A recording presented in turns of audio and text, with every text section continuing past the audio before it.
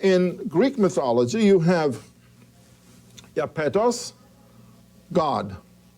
Prometheus, God, but with human qualities. Deucalion, human being. Helenos, the son of Deucalion, and Helenos means Greek, father of the Greeks. So you have the Greeks descending from a line of gods, demigods. In the Babylonian mythology, you have the same list. That is the same pattern.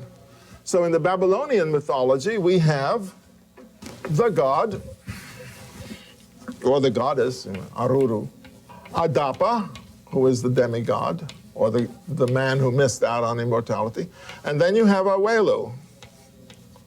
Now, let's translate this. Aruru is a god, Adapa is a demigod, Awelu is Babylonian, which means man, human being. God, demigod, human being. The same as in Greek, the same as in Sumerian. Now, you have another problem. How did we get there? I mean, how did we come down from the immortals to the mortals? The Sumerian king list was preserved. I mean, that has a beautiful list. But what's interesting about the Sumerian king list is that it says the following. The Babylonian and the Sumerian stories of creation both start off this way. When the gods created the world, they set down on the world government, kingship. It's interesting. In other words, they couldn't conceive of the world without central government because that was the way of life of Sumerian Babylonia. It was the land was controlled by authority. This is the way. So they have the king list. So it goes this way. The first, there were the great gods, Anu and Enlil, the gods, the immortals.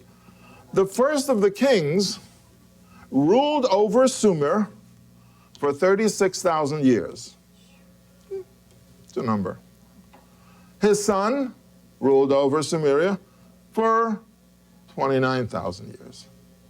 The grandson, 24,000. We go to the next generation, 18,000. Go down a little further, 12,000. What's going on here? What they are saying is, how did we move down from immortality to what we are today? Well, the gods live forever, but obviously the demigods didn't live forever, but they were still children of the gods, so they lived a long time. So they put in these numbers, tens of thousands.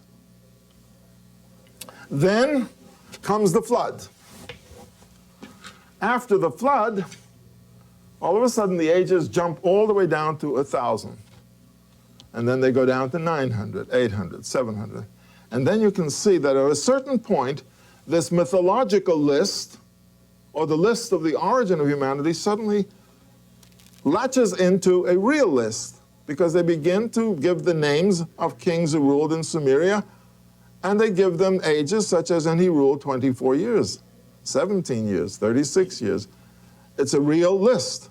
But it's interesting how they created the king list starting with the gods and going down to humans.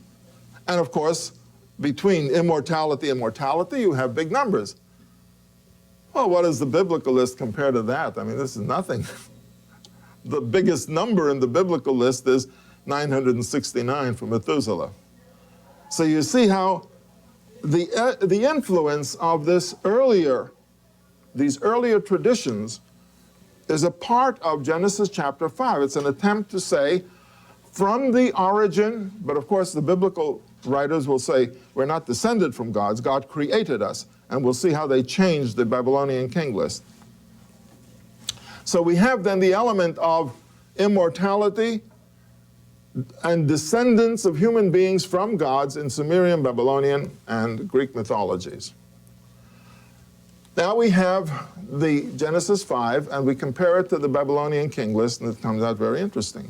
Because every name in the Babylonian king list has a corresponding name in the biblical list, with two exceptions.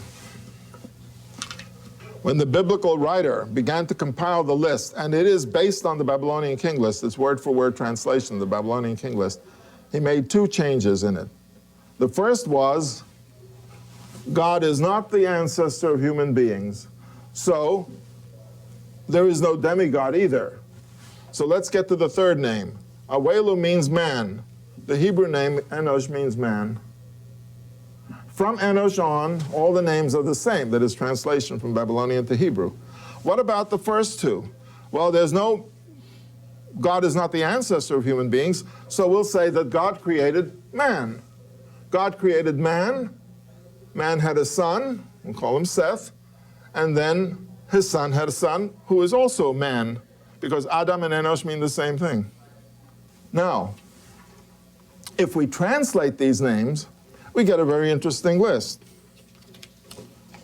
Okay, so we have the man, his son, Enosh is a man, Canaan is the blacksmith or the metal worker. Canaan means the same as Cain, spelt the same way. Cain or Canaan. Mahalalel means the one who praises God. That's the priest. You see, it's the elements that go into civilization. You have the metal worker, beginning of the metal age or the bronze age. You have the priest. Yared is the farmer. Chanoch is the learned one, because the name Chanoch means learned. I'll tell you why it's there. Metushelach means the man of the sword or the warrior. Lamech is another farmer. And then you have Noach. It's another story with another meaning.